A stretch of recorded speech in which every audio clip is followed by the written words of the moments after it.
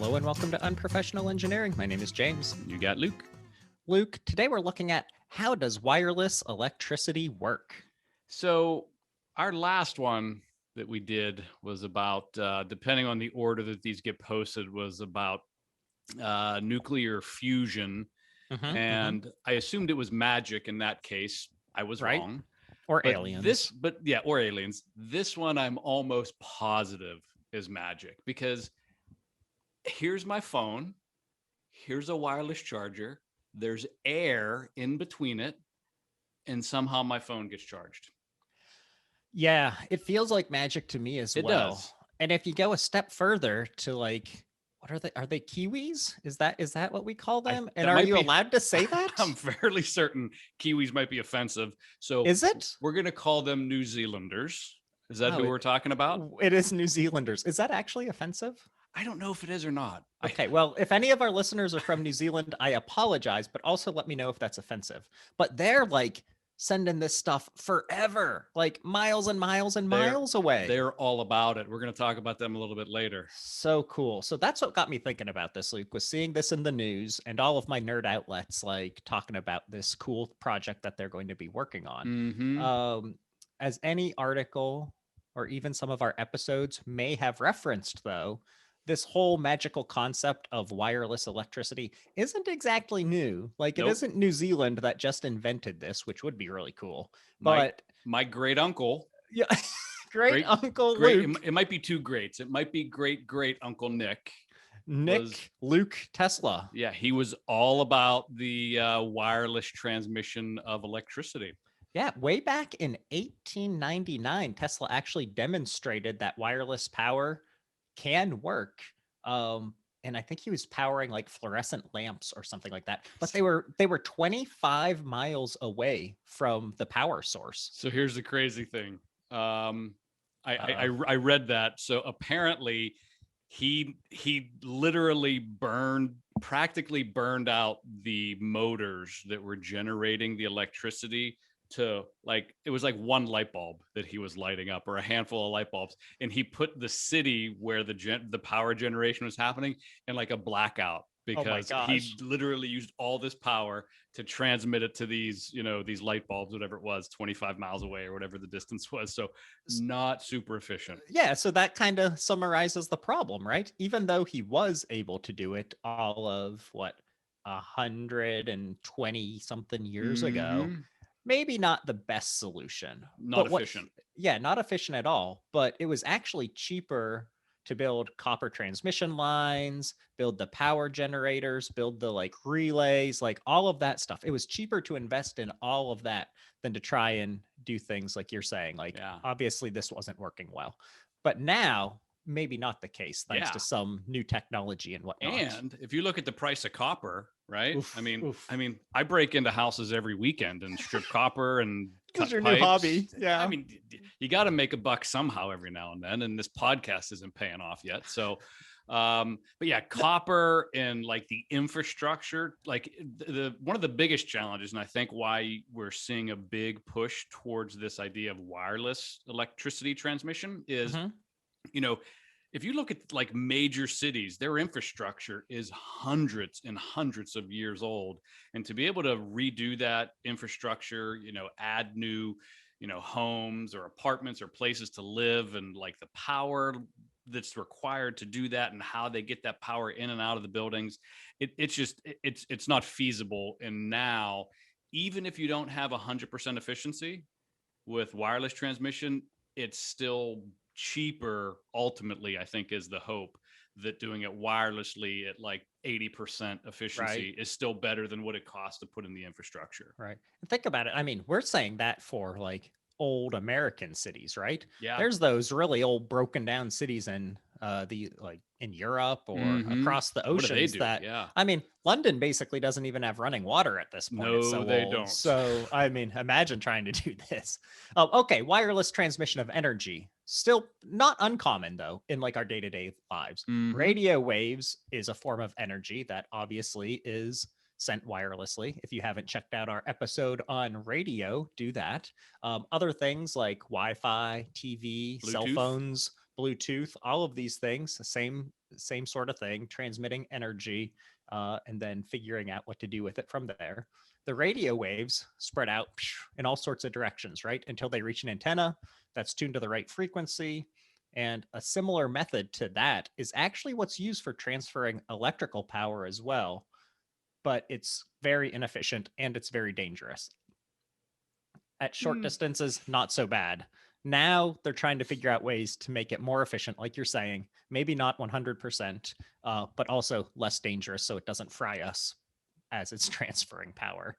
So the one I want to talk about a little bit is like the day-to-day wireless electricity. So this is most everybody, if you're, not my dad and you have a flip phone, does your dad have a flip phone? I think it's a flip phone. Mine did for a long. It's one of those time. Jitterbits, those old people phones. Yeah, It can only dial like 4 numbers or something like that. So, sorry, Dad.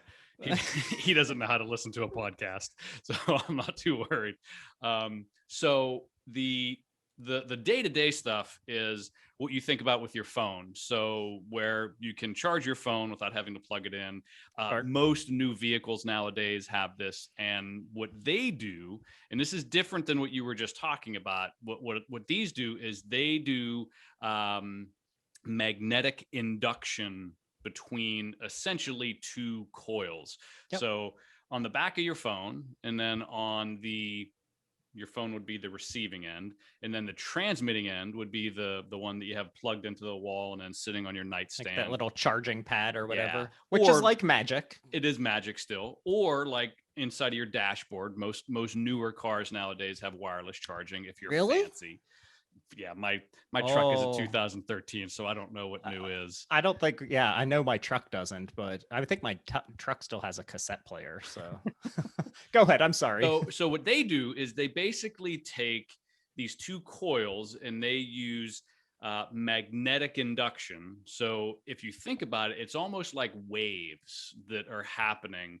And what happens is these waves from the transmitter hit the receiver, and then what happens is those waves then get turned into electricity on the other end. And there's this example they give where if you take a battery and you put a copper coil and you put a piece of metal in it, it creates a magnet, and that energy. Now, if you take that nail out and you put those 2 coils together, you can then use a powered coil to activate another coil or the receiver on the other side. So that's what we think of. And in most cases, like your phone, it needs to be pretty close. So they need to be like 5 millimeters away kind of thing. And it keeps us safe. It does keep us safe. Now, there is a company, and I never heard of these cats before.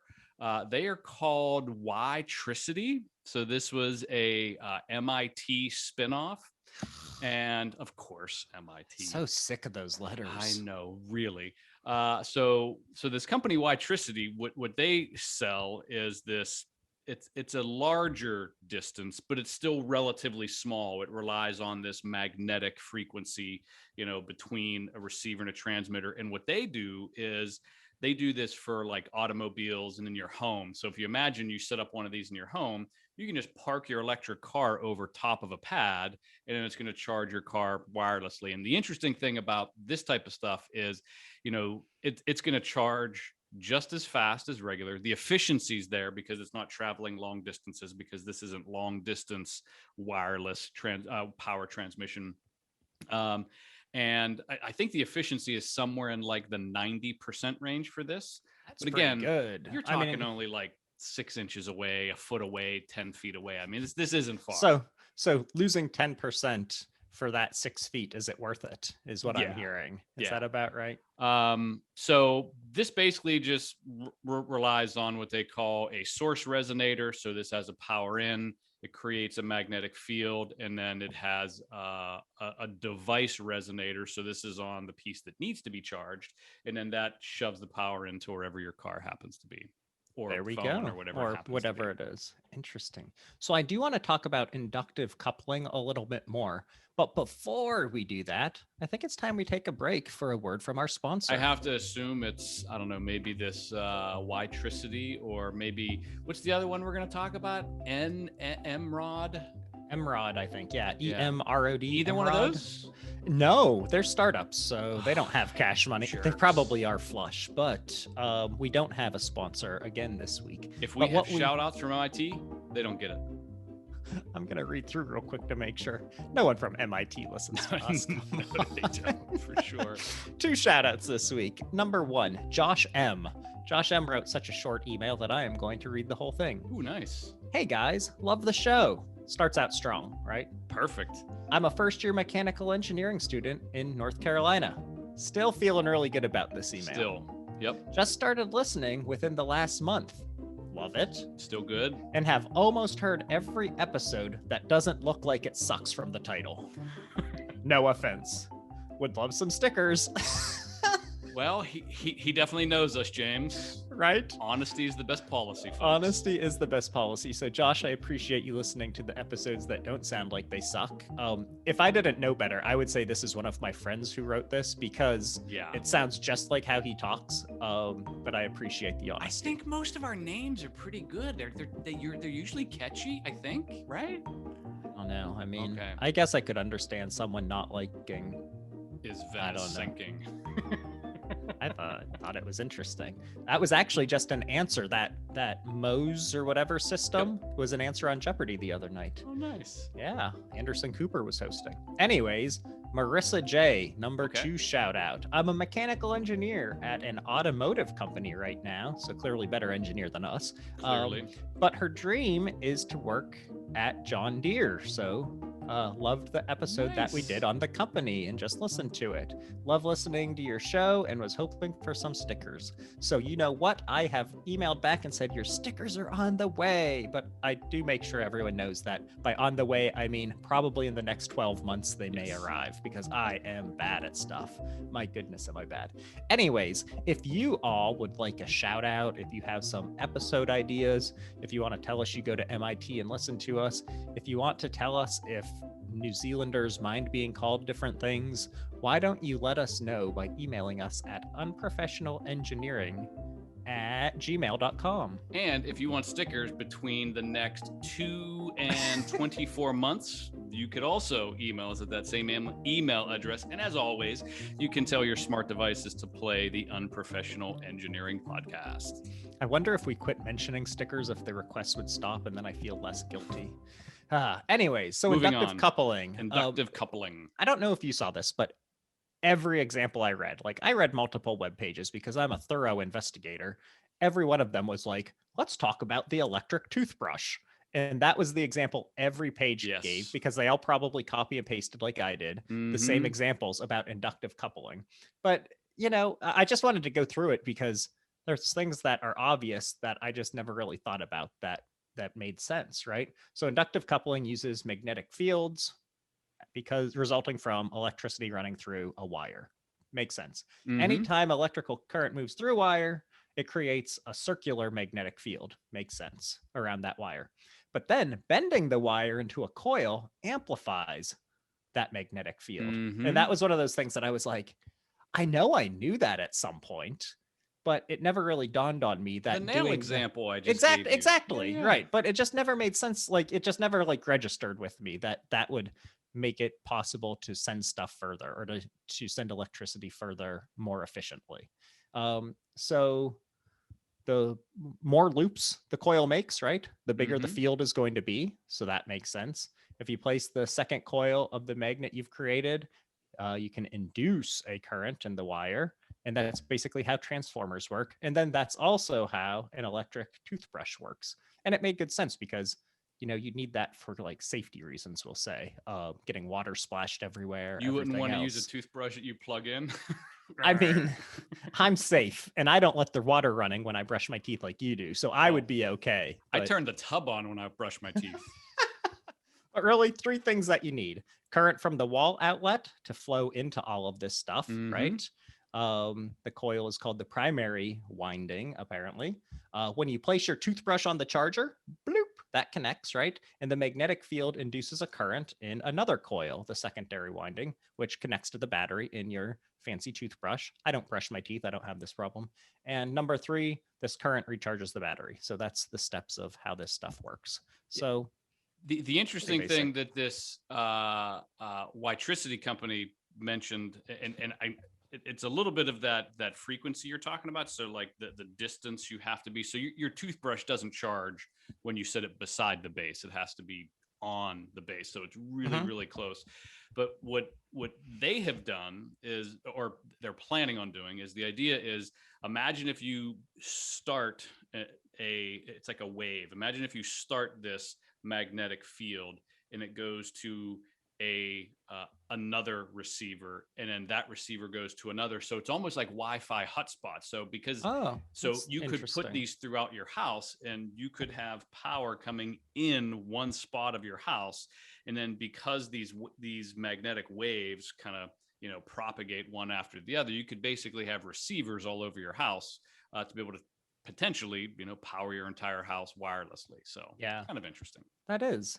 The next thing I wanted to talk about was longer range things that have been done. Now, not the biggest stuff, but kind of like what's been done in like the 80s and other times with some of this electricity. Did you watch the video that JPL did?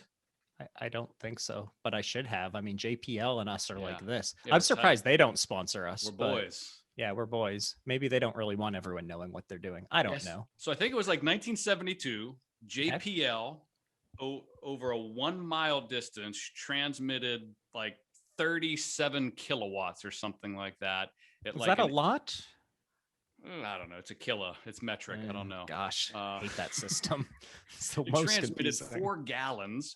And what they did was they made this array of lights that represented where the beam was going, because this uses a beam. It's a little bit different than that's the magnetic. Interesting. And that way they could see where the beam was hitting. So if it was hitting in the bottom right corner, the lights lit up in the bottom right corner, bottom left, or the whole thing. So they could kind of get an idea.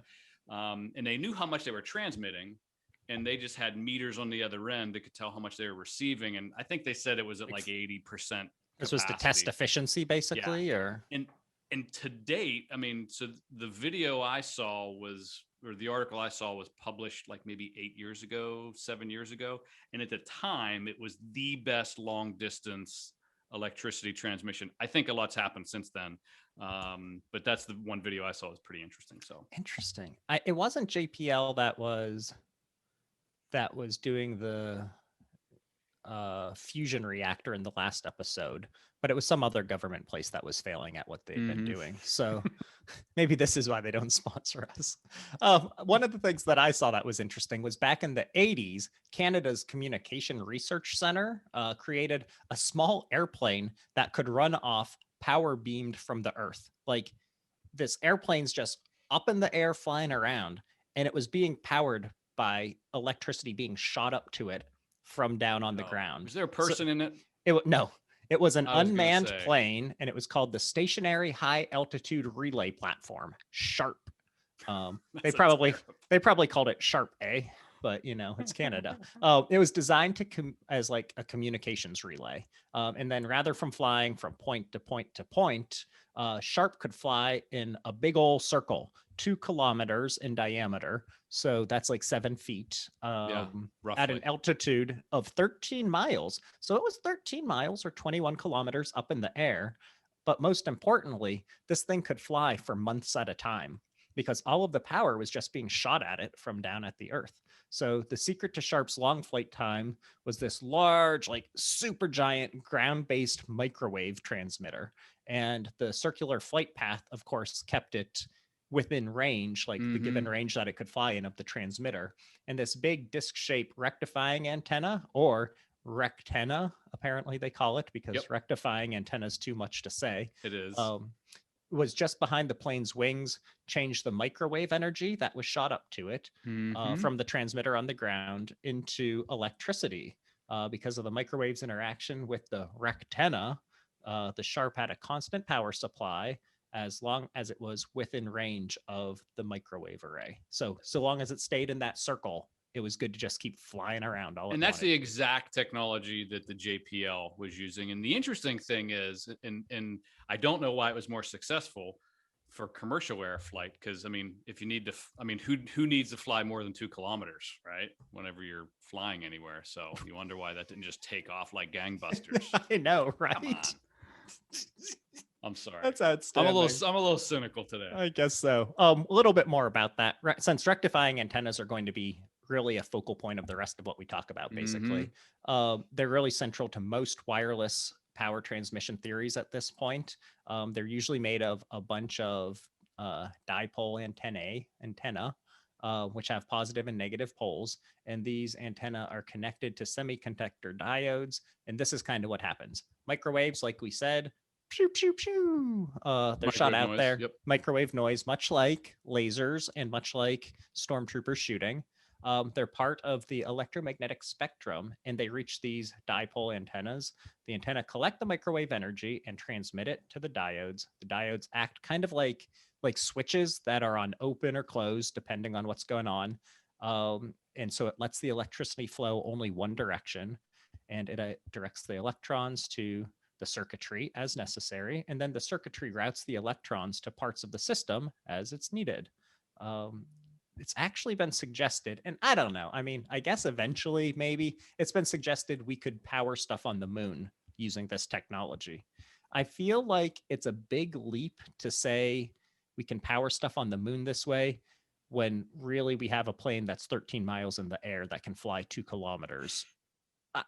It feels like a stretch. Wouldn't it just be easier to just throw some solar panels on the moon?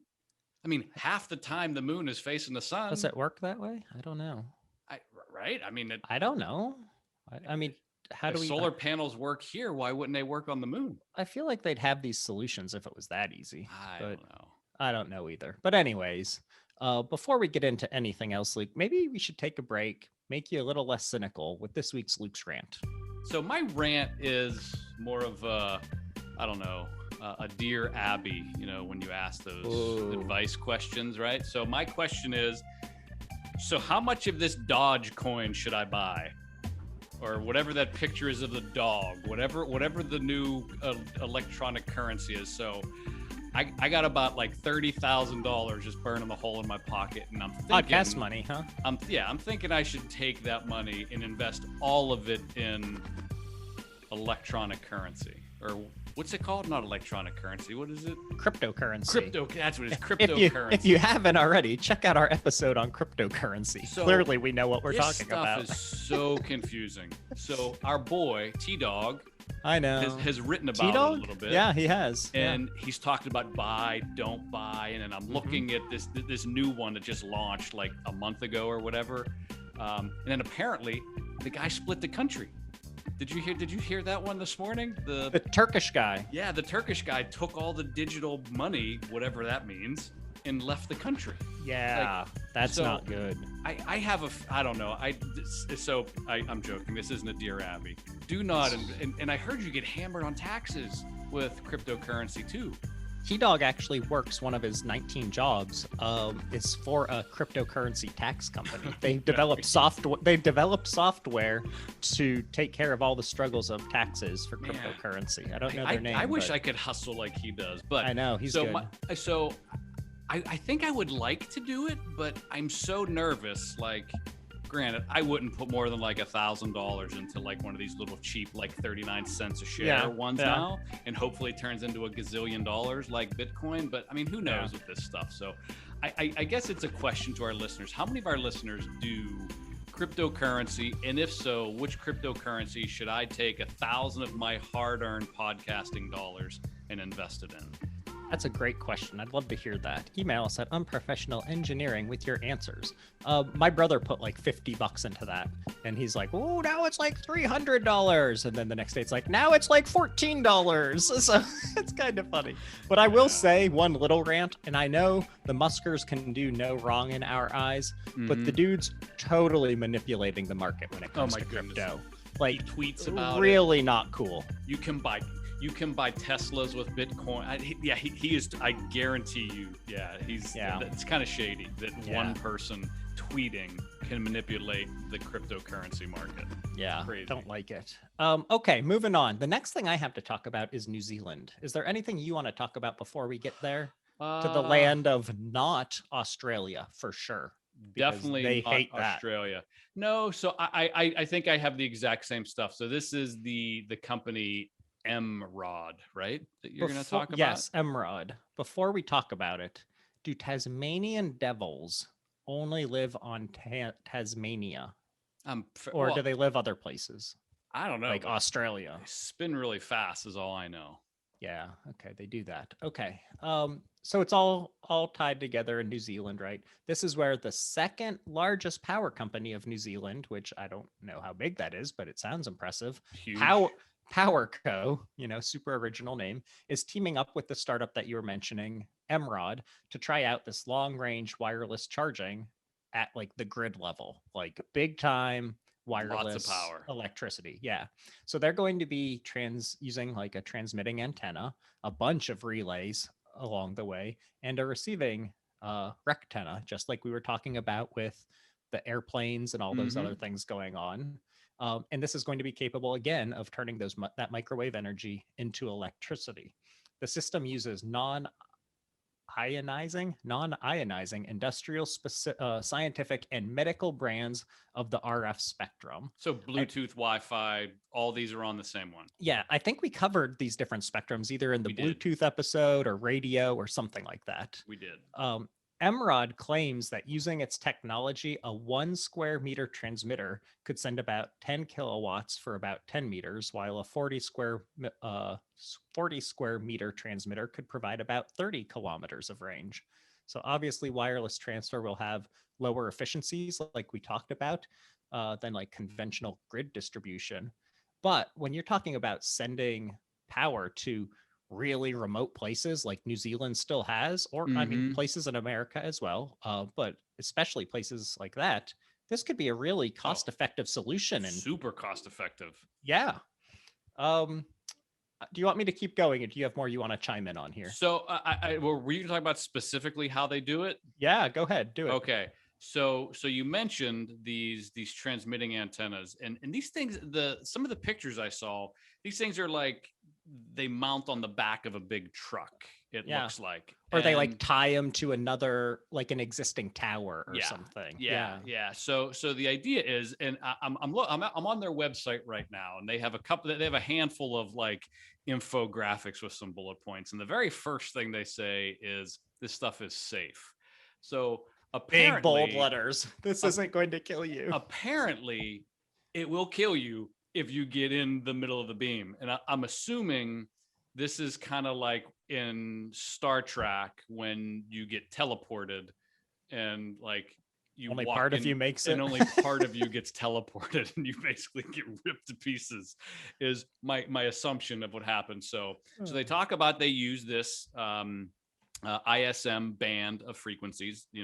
We've all used this before with our phones and Wi-Fi, and it's only limited by sight, because since it's a beam, you have to have line of sight. So this is very much like the fires of Gondor being lit. You have to be able to see each fire. Yes. Identical. I hope my wife doesn't listen to this because it will spoil the ending for her. She's working on this. Sorry. There's no chance she does. And then I read this next bullet point, and it says, low power laser safety curtains ensure the transmission beam immediately shuts down before any transient object, such as a bird or helicopter, can reach the main beam, ensuring it never touches anything except clean air. I think that's interesting. So what that's telling me is, first of all, like a bird, like if a person walks in front of this, they're going to get totally annihilated. Is like, they're not saying this is people. Not true. You're lying. So the other thing too is, and then it says that